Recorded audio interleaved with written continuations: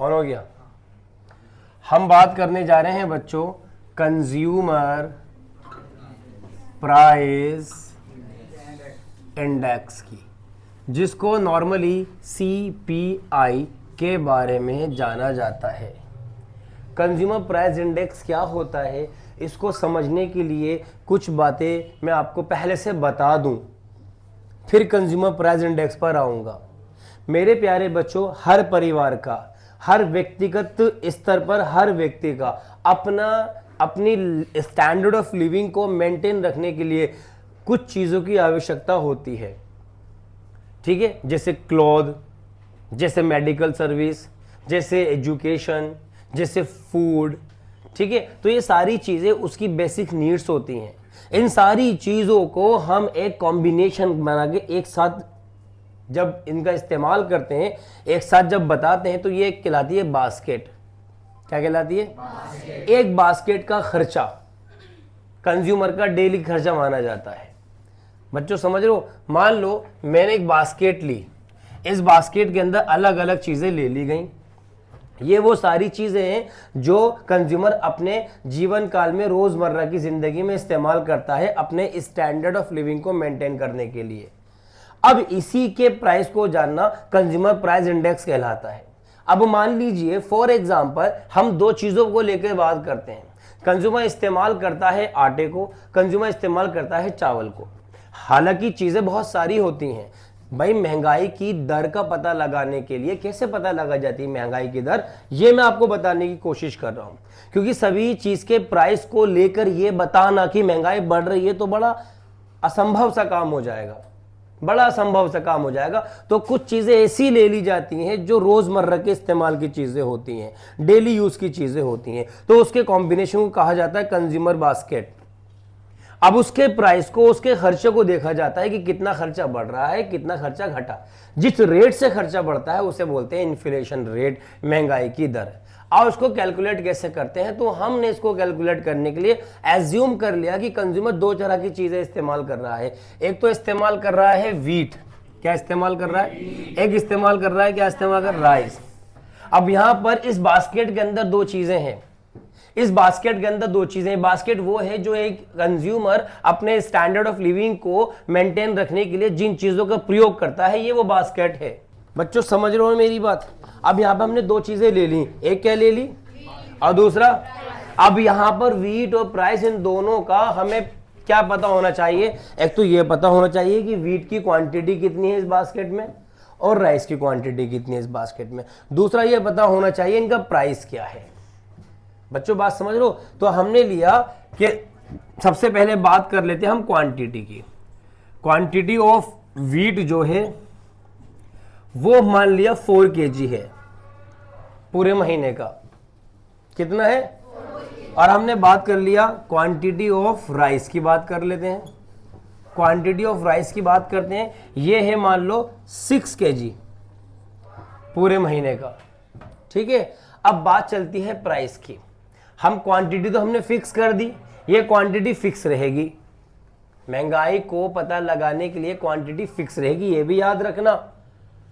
और महंगाई की दर जब पता लगेगी जब कम से कम 2 ईयर्स की बात हो, तभी तो पता लगेगी। 2016 में जो बास्केट रेट आ रहा था, हमारा बास्केट पे किया जाने वाला खर्चा आ रहा था, वो 5,000 रुपये आ रहा था। कितनी महंगाई बढ़ी बता सकते हो क्या? जब तक कंपैरिजन नहीं होगा आप रेट बता ही नहीं सकते। किसी भी चीज का रेट निकालने के लिए, किसी भी चीज की दर निकालने के लिए 2 लेवल का पता होना जरूरी है, 2 सतहों का पता होना जरूरी है, ठीक है। तो यहां पर क्वांटिटी तो चाहे 2016 लिया जाए, 2017 लिया जाए, क्वांटिटी तो फिक्स रहेगी। बात होती है प्राइस की।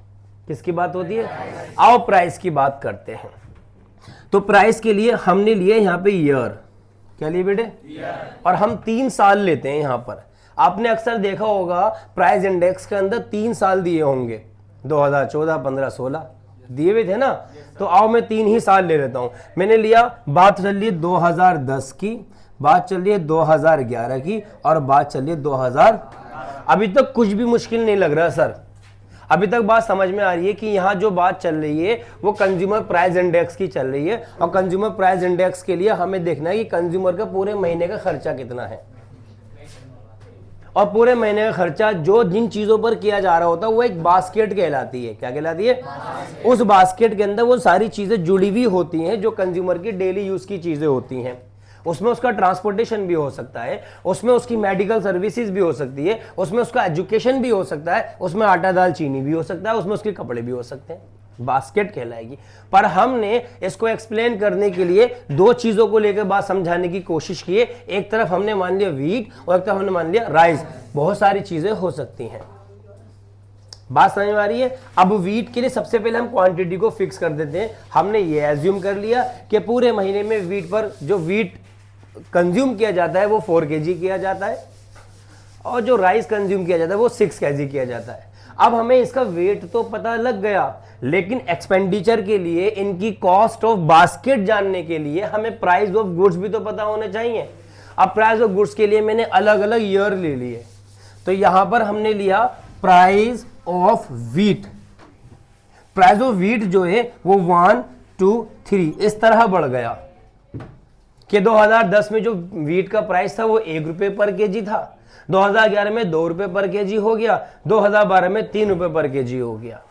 और अगर बात करें प्राइस ऑफ राइस की तो वो था 2 3 4, वो इस तरह बढ़ गया।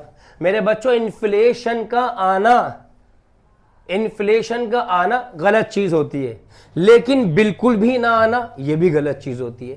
2-2.5% इन्फ्लेशन हर साल आना चाहिए। क्यों आना चाहिए ये भी समझ लो। रीजन असर्शन का देखो पॉइंट यहां से आया, लिखा हुआ नहीं है कहीं पर भी।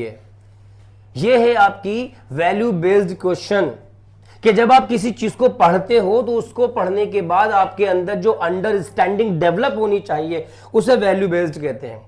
बात चल रही है इन्फ्लेशन की। इस टॉपिक से हटकर मैं आपको एक बात और बता दूं, क्योंकि बातों में बात आ गई कि इन्फ्लेशन का आना क्या है। आप बोलोगे जी बुरी बात है, इन्फ्लेशन अर्थव्यवस्था में उत्पन्न नहीं होना चाहिए। क्या बिल्कुल भी नहीं होना चाहिए? नहीं, ऐसा नहीं है। इन्फ्लेशन की दर 4-5% से अगर ऊपर होती है, महंगाई की दर 6-7%, 8%, 9%, 10%, 5-6% से ऊपर होती है तो बुरी मानी जाती है, ये महंगाई ज्यादा हो जाती है। लेकिन महंगाई की दर अगर 3% से भी कम होती है तो वो अच्छी बात नहीं, वो भी बुरी बात है। महंगाई कम से कम 1.5-2%, 2.5% हर साल बढ़नी चाहिए। क्यों बेटे? महंगाई के बढ़ने का मतलब होता है प्राइस का बढ़ना। क्या मतलब होता है? हाँ, अभी आपको क्या, हाँ सर सही कह रहे हो आप, महंगाई के बढ़ने का मतलब होता है प्राइस ऑफ गुड्स का बढ़ना। और बेटे जब तक प्राइस ऑफ गुड्स नहीं बढ़ेंगे, तो जो प्रोड्यूसर्स होते हैं वो प्रोडक्शन भी नहीं बढ़ाएंगे, क्योंकि प्राइस के बढ़ने पे सप्लाई बढ़ती है। प्राइस के बढ़ने पे इसलिए कीमतों का घटना भी ज्यादा मुनासिब नहीं होता। समझ लो बेटे मेरी बात। तो थोड़ा बहुत तो इन्फ्लेशन आना चाहिए जिसकी वजह से प्रोडक्शन में बढ़ने की प्रवृत्ति पाई जाती है। आइए अब टॉपिक पर आ जाते हैं। तो प्राइस हमने इस तरह बढ़ा दिए। अब हम बात करते हैं, अब निकालते हैं बास्केट कॉस्ट, जिसे हम सीपीआई कहते हैं। कौन सी बास्केट कॉस्ट निकाली हमने? 2016 की निकाली, सीपीआई ऑफ 2016। बहुत सिंपल है। आप क्या इस्तेमाल कर रहे हो? आप वीट इस्तेमाल कर रहे हो। कितना वीट इस्तेमाल करो? 4। कितने रुपए के हिसाब से? सॉरी 2010 लिया मैंने। कितने के हिसाब से? 1। Very good. मुश्किल लग रहा है क्या? ये पूरा खर्चा वो है जो किस पर खर्च कर रहे हो? वीट पर। ये जी वीट वाला बॉक्स क्लोज।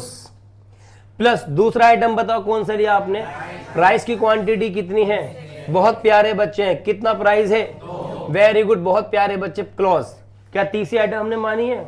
अगर मानी होती तो ऐसी प्लस करते थे। अब मुझे कुल खर्चा बताओ। 4 आ गया, 12 आ गया, कितना हो गया बेटे? 16 रुपी जो आ रहा है ये 2010 का महीने का एक कंज्यूमर का खर्चा है।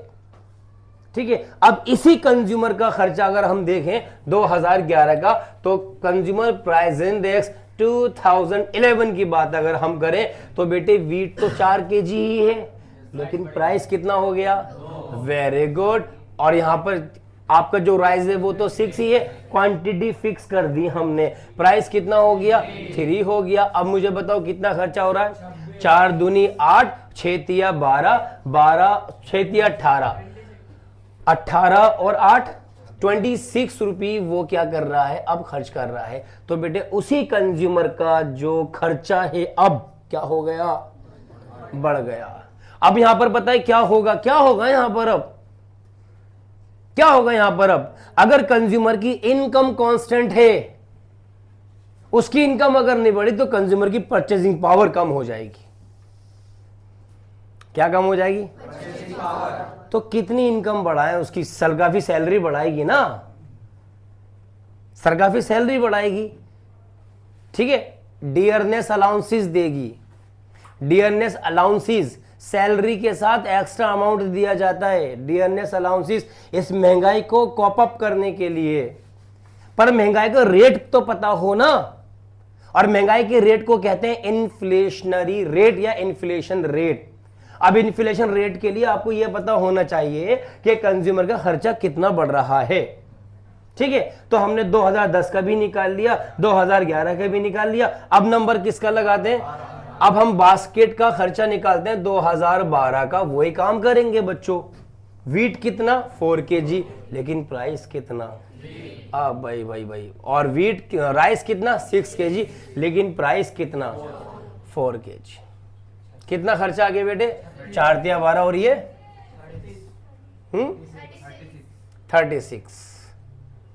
लो जी लो बच्चों, एक काम करना, इसको ना कॉस्ट ऑफ बास्केट लिखो, सीपीआई मत लिखो। हाँ ये थोड़ा सा हमने यहाँ पे एक मिस्टेक कर दी, इसको कॉस्ट ऑफ बास्केट लिखो, कॉस्ट ऑफ बास्केट। सीपीआई तो अब निकालेंगे हम, क्या है ये 2016 का cost of basket, cost of basket, cost of basket. अब हम सीपीआई निकालते हैं। सीपीआई निकालने के लिए आपने एक फॉर्मूला पढ़ा होगा, P1 P1 upon P0, P1 upon P0 पढ़ा था ना, P1 अपॉन P। ये P1 जो है ना कॉस्ट ऑफ बास्केट है, P1 क्या है, और P0 भी क्या है, लेकिन वो बेस ईयर का है और एक करंट ईयर का है। अच्छा, हम इन तीनों का अगर कॉस्ट ऑफ हम सीपीआई निकालेंगे तो सीपीआई का फॉर्मूला तो देखो ये होता है, लो जी सीपीआई अगर हम 2016 का निकालते हैं हम, यहाँ 2010 का निकालते हैं यहाँ पर हम, तो फॉर्मूला होगा cost of basket current year divided by cost of basket base year और मल्टीप्लाई बाय 100। तो 2010 का कैसे निकालोगे आप, बेस ईयर तो है ही नहीं यहाँ पर, बेस ईयर तो यहाँ पर, तो यही लिख देते हैं इसमें।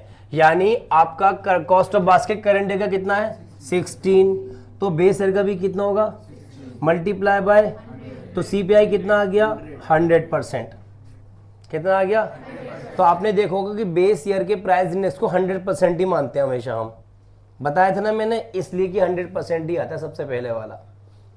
अब अगर बात करें हम दो सीपीआई निकालते हैं कौन से ईयर का 2000, बस अब बहुत आसान हो गया, cost of basket current year divided by cost of basket base year multiply by 100। यहाँ पे 2010 को ही माना गया है बेस ईयर हर बार। तो बच्चों करंट ईयर कितना है, कौन सा है 2011, इसकी कॉस्ट ऑफ बास्केट कितनी है 26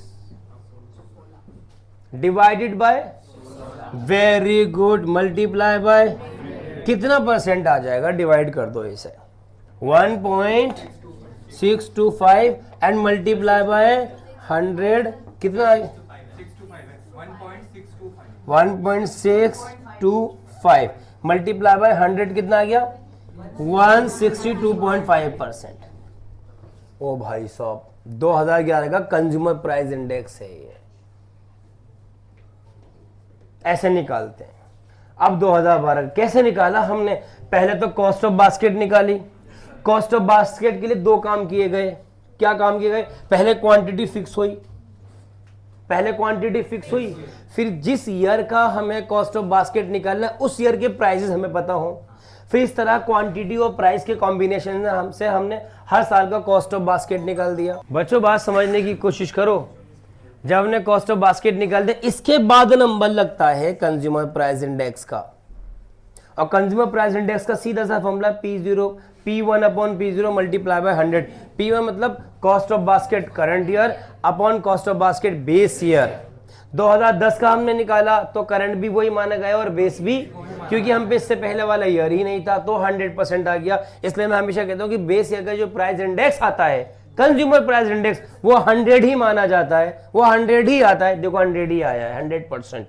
लेकिन उसके बाद वाला जो आता है उसमें बेस ईयर हमें अब 2010 रखेंगे और करंट ईयर 2011 ही होगा। उसके हिसाब से हमने करा तो 162.5% आया। यह अभी इन्फ्लेशन रेट नहीं आया।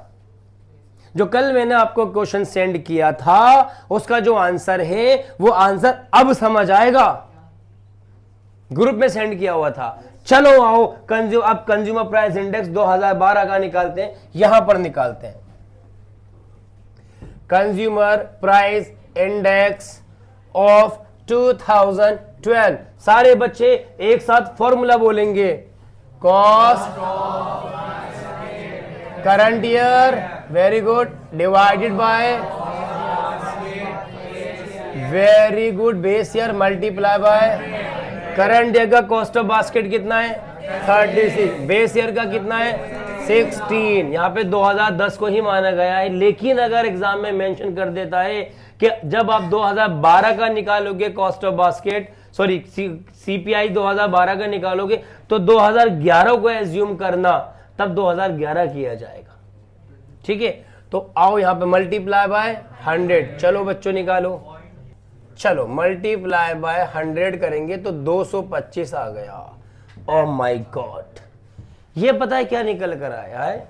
ये कंज्यूमर प्राइस इंडेक्स निकल कर आया है। तुम सारे सरकारी कर्मचारी हो, तुम सारे नौकरी पेशा लोग हो। अब आपने कहा जी महंगाई बढ़ गई, हमारी परचेजिंग पावर कम हो गई, आपकी हमारी इनकम कांस्टेंट है इसलिए परचेजिंग पावर कम हो गई। सुनते रहे ना, हर एक चीज को बहुत डीप में जाके सुनना कि हर बार हमारा जो कॉस्ट ऑफ बास्केट है वो बढ़ जाता है। तो कंज्यूमर प्राइस इंडेक्स देखो 162 हो गया, ये 62% बढ़ गया।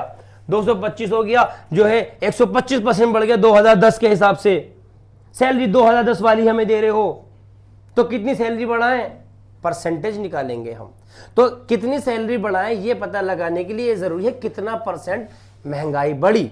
जितना परसेंट महंगाई बढ़ेगी सैलरी उतनी बढ़ा दी जाएगी, इसलिए सीपीआई निकाला जाता है।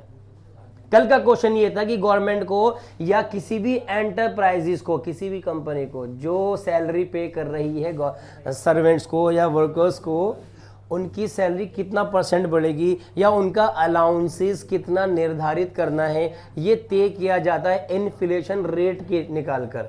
और इन्फ्लेशन रेट के लिए हमें पता होना चाहिए कंज्यूमर प्राइस इंडेक्स, इसलिए हमने कंज्यूमर प्राइस इंडेक्स निकाला। आओ मेरे प्यारे बच्चों इन्फ्लेशन रेट निकालते हैं। इन्फ्लेशन रेट 2010 की तो कहानी इसमें होगी नहीं। यहां तो आपकी सैलरी फिक्स कर दी थी, यहां तो आपको बास्केट के हिसाब से सैलरी दी। सरकार ने कहा 2010 में, फॉर एग्जाम्पल डेटा मुझे याद नहीं है, मिनिमम वेजेस एक्ट 2005 के अंतर्गत सरकार ने कहा कि किसी की भी सैलरी 14,000 से कम नहीं होनी चाहिए। मैं एग्जाम्पल दे रहा हूं, किसी की भी सैलरी 14,000 से कम।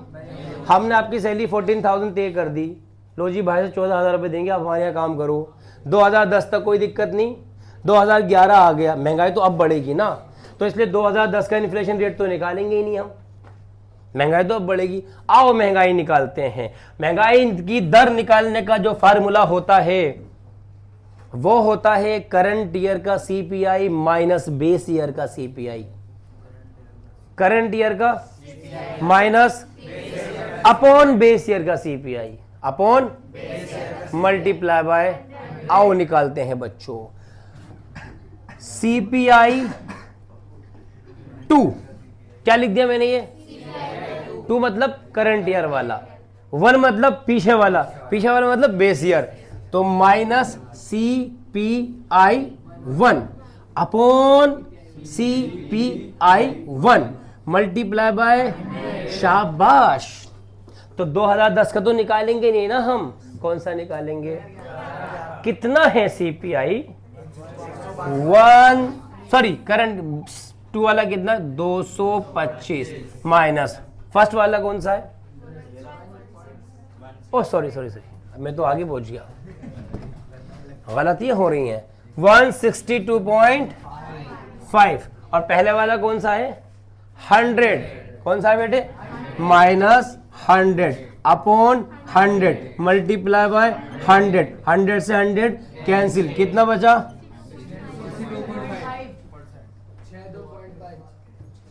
62.5%। कुछ ज्यादा महंगाई नहीं बढ़ गई है ना, एग्जाम्पल लिया था हमने।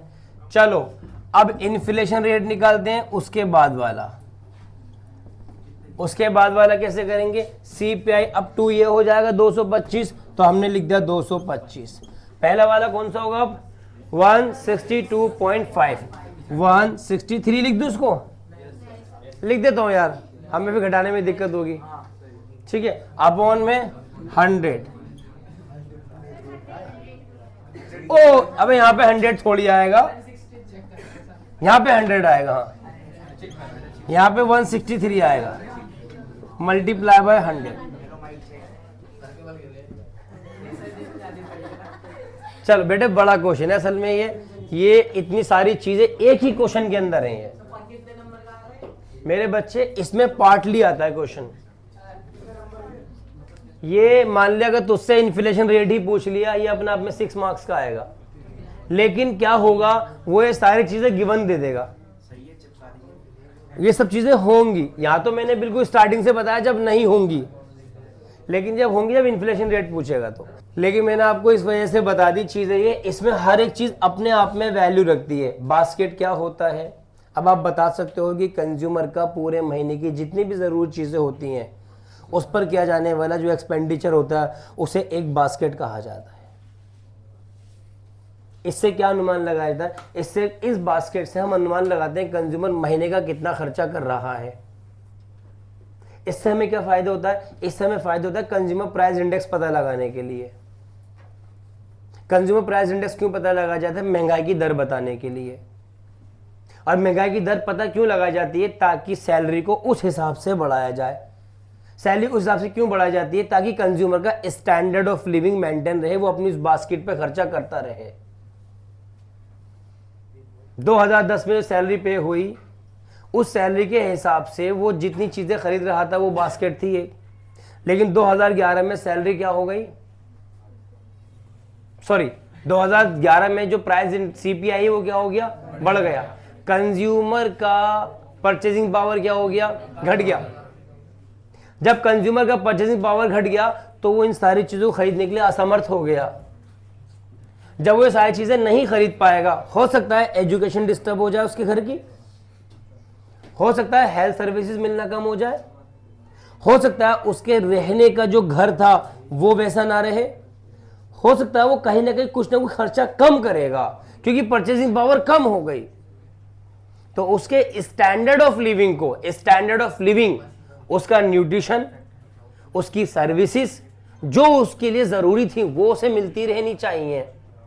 उसके लिए परचेजिंग पावर कम से कम उतनी रहे, तो उस हिसाब से सैलरी बढ़ाएंगे। तो सैलरी बढ़ाने के लिए जरूरत है इन्फ्लेशन रेट की। अब इन्फ्लेशन रेट पता लगाने के लिए CPI पता लगा जाता है। मैंने कई बार ये बात आपको इस वजह से बता दी कि अगर आपने घर जाके पढ़ा भी नहीं और एग्जाम में इस पर रीजन अदर्शन बन गया तो विचार कर लोगे आप। अब मैं 2012 का जब इन्फ्लेशन रेट निकालता हूं तो ये बन के आता है। अब इसको घटाओ, 2025 में से 163 को घटाओ, 5 में से 3 गए 2, 12 में से 6 गए 6, 63 अपॉन 63 मल्टीप्लाई बाय 100, डिवाइड कर दो। 6300 को 163 से डिवाइड करिए आप, करो 63 मल्टीप्लाई बाय 100 होगा तो 6300 हो जाएगा ना। अरे निकालो, 6300 को 163 से डिवाइड करिए आप, लगभग इतनी सैलरी बढ़ानी पड़ेगी। अब अगर सरकार की सैलरी जो बढ़ती है उसके लिए पे कमीशंस आते हैं, 7th पे कमीशन, 8th पे कमीशन, उसके बाद सैलरी बढ़ती है। लेकिन महंगाई तो बिना पे कमीशन के बढ़ गई, तो सरकार सैलरी नहीं बढ़ाती, अलाउंसेस दे देती है। हिंदी में कहते हैं भत्ता, महंगाई भत्ता। इंग्लिश में कहते हैं डियरनेस अलाउंसेस दे देती है। फिर वर्कर्स को सैलरी कितनी है 14,000 और आपको 8,000 रुपए अलाउंसेस दिलेंगे, तो इस तरह आपके पास 21,000 पहुंच रहे हैं। तो सैलरी के अलावा इस महंगाई को टैकल करने के लिए जो एक्स्ट्रा अमाउंट सरकार की तरफ से या किसी भी एंटरप्राइजेस की तरफ से, प्राइवेट सेक्टर की किसी भी ऑर्गेनाइज सेक्टर को यह आदेश दे दिया जाता है कि अगर इन्फ्लेशन बढ़ेगा तो वर्कर्स की सैलरी बढ़ाओ।